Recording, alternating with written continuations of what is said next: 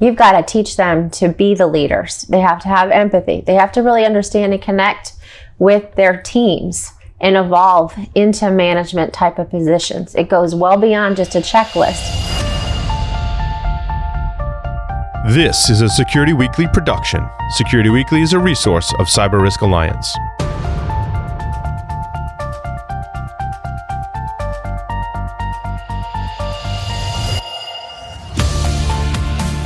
The Cybersecurity Collaborative, in conjunction with Cyber Reason, is proud to present CISO Stories. Each week, CISO Stories takes a deep dive on security leadership. The Cybersecurity Collaborative is a unique membership community enabling cybersecurity leaders to work together in a trusted environment. To learn more, visit securityweekly.com/CSC. I'm your host, Todd Fitzgerald, and this week we welcome Marci McCarthy, CEO and President, 10. So when I got involved in the information security industry, which is probably back in 2000, 2001, so I'm dating myself a little bit, I saw that security professionals didn't have an opportunity for visibility and recognition. There was also a shortage of great ways of bringing folks together in the cybersecurity industry. So essentially, I had the idea to create the Information Security Executive of the Year Awards. And it started in Atlanta, Georgia at the Fox Theater. And we had our very first program where over 200 folks came to the Fox Theater, sold out our event. And I had a lot of encouragement afterwards to turn it into a business and to really look at showcasing and honoring security executives and professionals across the U.S. Fast forward, here we are almost 20 plus years later, and we're honoring and showcasing security executives and professionals and project teams, and doing so on a regional North America basis. We've launched 10, and we are celebrating our 10th anniversary now as a company. Yeah, it's very exciting, and this year we're going to probably have over 100 programs in 48 different cities across the U.S. and Canada. Well, good. I know being a part of many of those programs, I think one of the values I got out of it was just the sharing and the networking and meeting so many different people is just so important to get to know all the security people in the industry and what their views are. Well, security executives and professionals by nature are not outgoing people. So what we have done is sort of change a mindset. We've also changed the paradigm of how they're perceived about what they're doing. Most of the time, security projects are sort of done in the shadows in the back room, and your best day is when nothing happens. But the reality is it's important for us to connect, collaborate, and celebrate and share what we're doing and continue to build forth our community. That's how we're going to evolve the cybersecurity industry and thwart off cybersecurity bad actors, hackers, nation threats, and the like. So you mentioned something I just want to pick up on here, because you wrote a great piece for the CISO Compass book, where you wrote about emotional intelligence. So tell us about that. Why did you pick that as a topic when I asked if you'd like to contribute to that book? Well, we're very technical people by nature in the cybersecurity folks. Or the cybersecurity industry. And what I really have observed over the years of being a part of this industry is we're lacking in a lot of the soft skills, the empathy that we need to relate to each other, to build up project teams, to evolve as leaders. And I think it's just as important to have all the technical acumen that we have out there and the different skill sets that we need to have, but we also have to look at the soft skills in that of team building, leadership, mentoring others. That's how we're going to really evolve as a whole and really build forth our industry of the next generation of cybersecurity professionals. So how does a CISO go about, building those schools? I mean, the technical skills, we go and we get a certification, and then you're competent in that area. But if you go get a certification in empathy, does that make you a better? Well, there's not really a certification for any of those things. A lot of it's trusting your intuition. Good, because I'm missing one. Same here, absolutely. But at the end of the day, we really have to trust our guts and our instincts, and also really look and build a rapport with each other. technical people by nature just don't talk to each other. They're tremendous introverts. I've gone to some ISSA meetings, and the networking portion, they're sitting down eating their sandwiches or their appetizers and their drinks, waiting for the program to start. And I'm looking at that as like, there's a huge opportunity here to talk to each other that's going missed. So at the end of the day, start a meeting, for example, and ask somebody how their day is going or what they might have done. How was their kid's soccer game last night? You don't have to get overtly personal, but you've got to really understand the people around you, build relationships and rapport. That's how you build an understanding of when people are having their best days as well as their possible worst days. That's also how you learn about undiscovered skills that are both technical and soft skills to see the person evolve, because trust gets, a trusted relationship starts and evolves when you have a rapport with somebody. Nobody likes to make a 911 call to somebody or answer that call when they don't know somebody. But if you have a relationship with that person and they're not asking for something at the time of the establishment of the relationship, you're more likely to respond and want to help that individual when something does happen, whether it's a job search, an emergency, or just some advice on careers. Mm-hmm. So I've heard that it's hard for people to decide to go to happy hours or to hang out or do those things because they seem as a waste of time. How do we get over that so that they don't see that they're a waste of time? I've never thought those were a waste of time when I was job searching, when I was not a job creator. I never found a job through the monsters, the want ads, or things like that. It was because I had a professional network.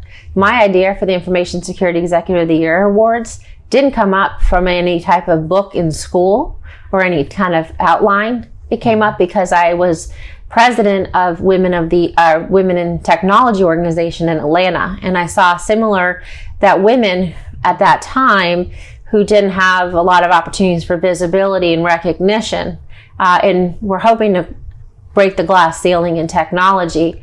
The same type of challenges missed in the cybersecurity world, in that security professionals were the dark, shadowed kind of individual behind the scenes. They were mostly the guys that were telling you can't do something or were making your computer go a lot slower.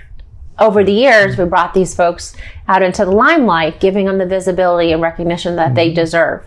And through those types of face-to-face marketing event programs, we've created an amazing community where people do network, they collaborate.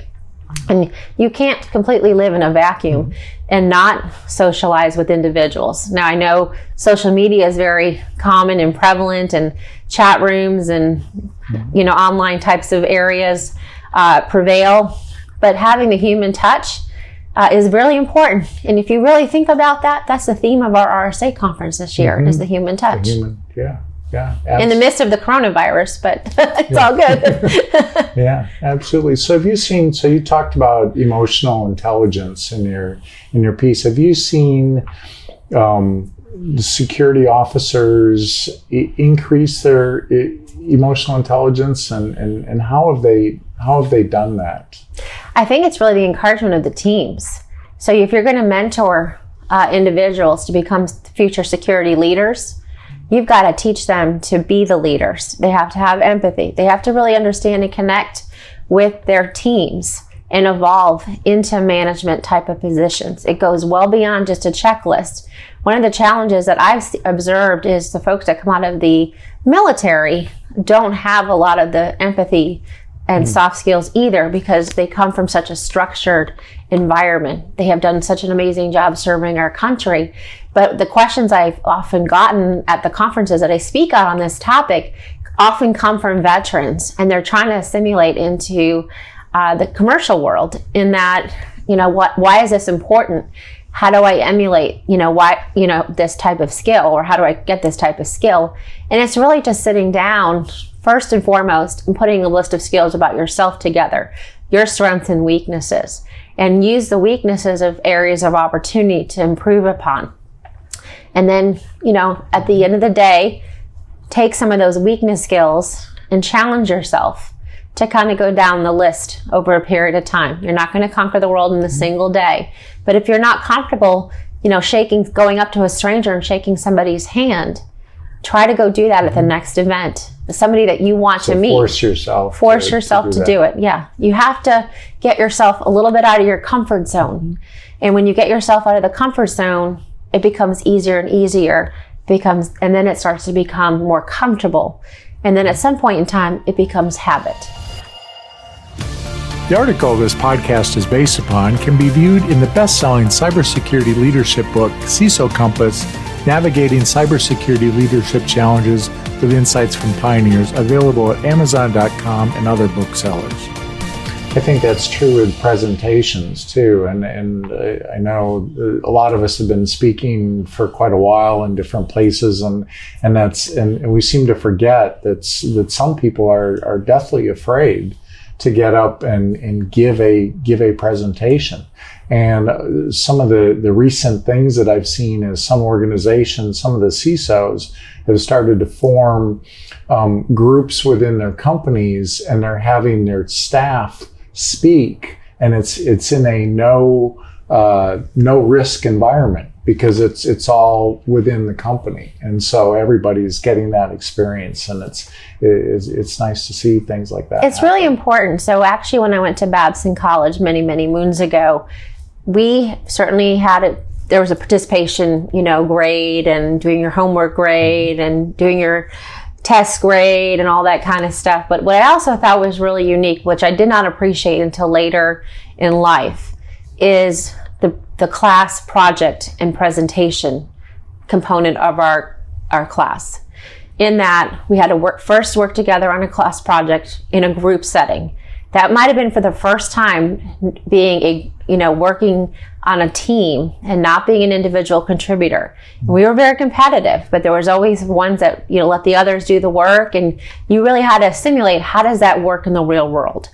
And then once you got your project together, you had to develop a presentation and go in front of the class and speak to everybody about what you learned or what your project was about, and designate those speaking type of roles. It really forced all of us to work outside of our comfort zone and evolve as public speakers and team leaders as well. It's really important you do that. And to trust your teammates too, right? Yes, and when they're not always trustworthy, or they're not contributors, or you have different opinions and things like that, how do you, work together ultimately at a team to the greatest outcome? Sure.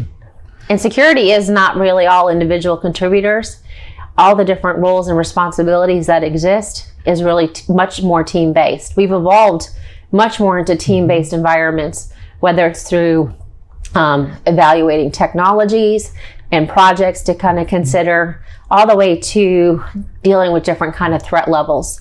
An individual can take that, you look at at the threat itself, do the analysis, but someone as a team has to decide where does it escalate, and the different visual areas to do the resolutions if necessary.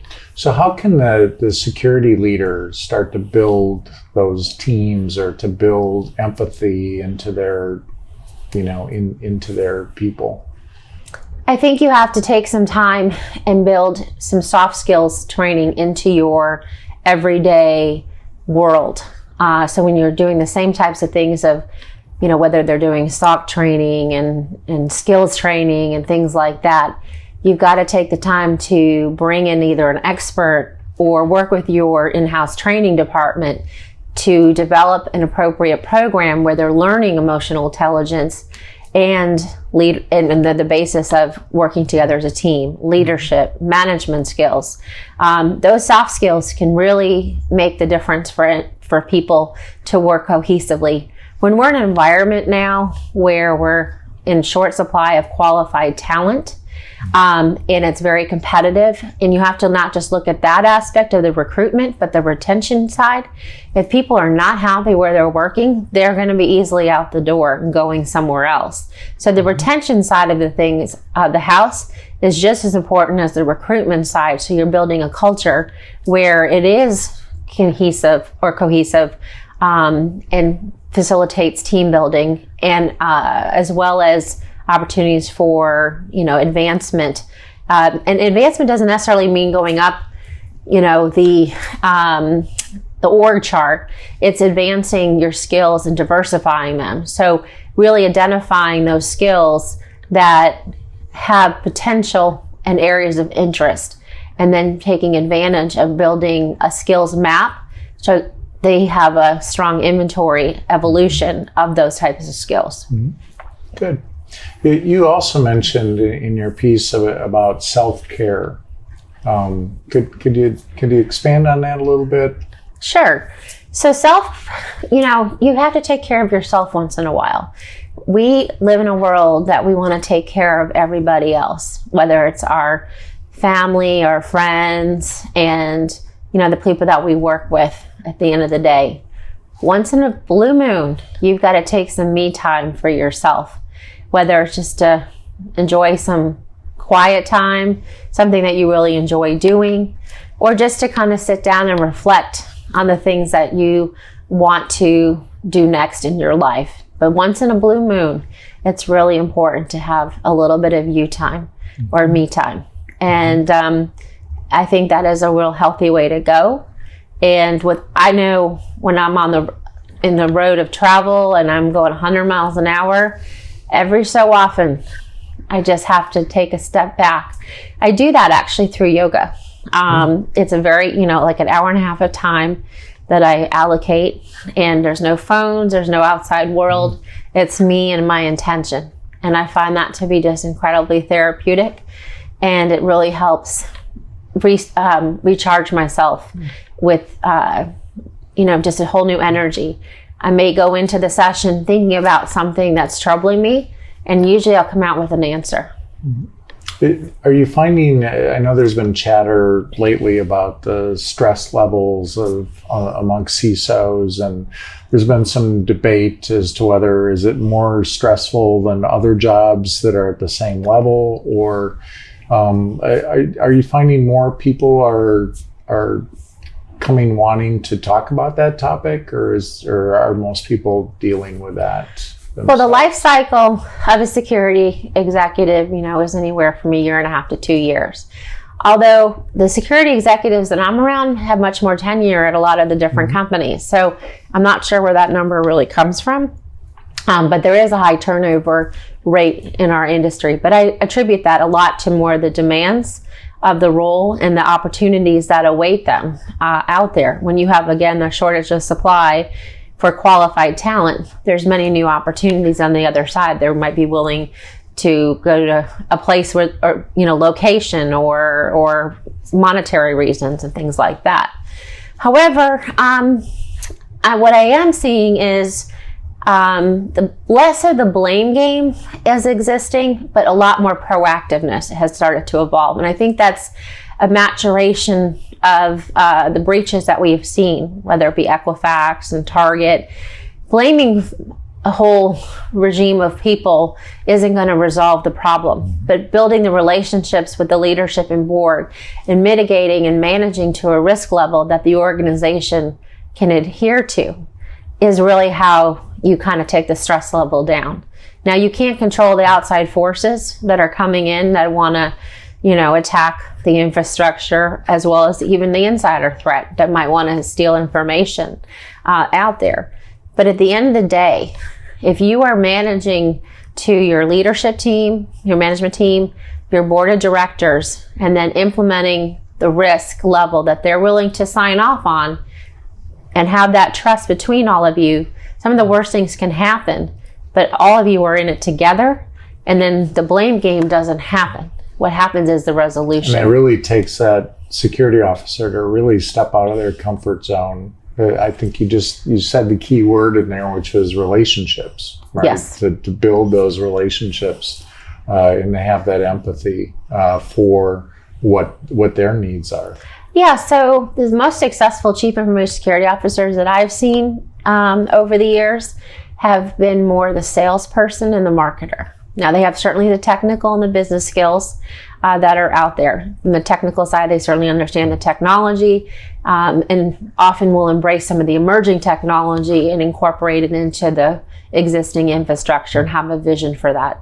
They understand what their companies do, so have an understanding from the business side of the house, and how security can be an enabler versus a disabler. So how can they develop that marketing skill set? Some of it's intuitive overall, but it's kind of thinking outside of the box. So having some of those business skills, it's one more application of transferring that. So thinking of yourself as a sales or marketing person, you have a plan. You want to get funding, you got to be a salesperson.